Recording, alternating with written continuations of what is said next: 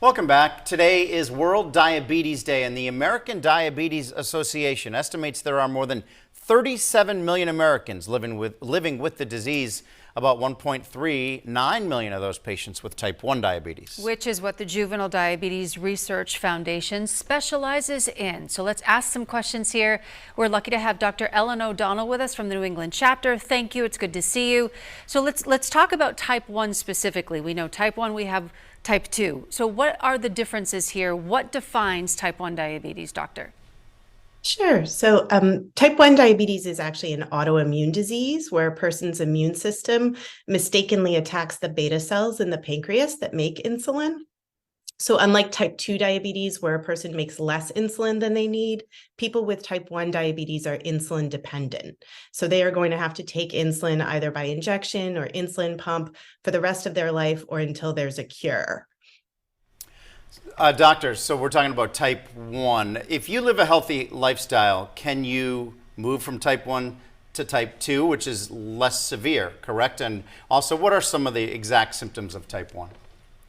So they're actually very different diseases in many ways. So you cannot move from type 1 to type 2 because it is an autoimmune disease. So you don't have any control over your immune system's shutting down those beta cells' production of insulin.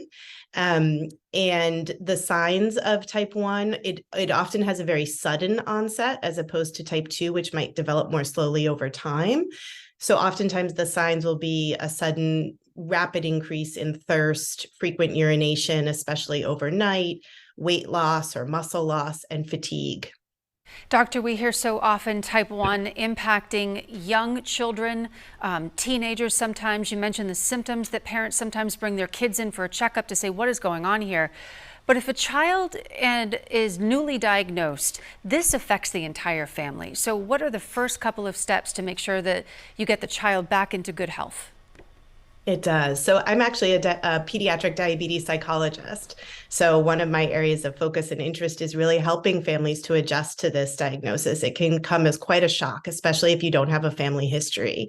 So there's usually a period of adjustment of just getting a child on insulin and sort of back to baseline and back to usual activities.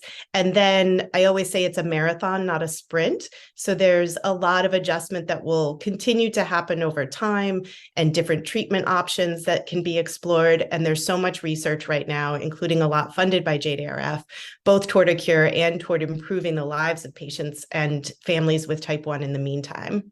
Dr. O'Donnell, we mentioned the statistic at the top, 37 million people living with diabetes. Is that just how many people we know have it, or are there a large number of those people that maybe don't even know they have diabetes? So it's not so much that they wouldn't have it, that they would have it and not know, but there has been some significant increases recently in our ability to screen for the autoantibodies that can cause type 1 diabetes. And so if you know that you have a family history, you might want to talk with your doctor or go to JDRF.org and the T1 Detect program. And there's a lot more information about the ability to screen for the possibility that someone might go on to develop type 1 diabetes. JDRF is always pushing to help, but hopefully to one day cure. It's really good to see you, Dr. Ellen O'Donnell with the New England chapter. Thank you for your time and information today. We appreciate it. Thank you for having me.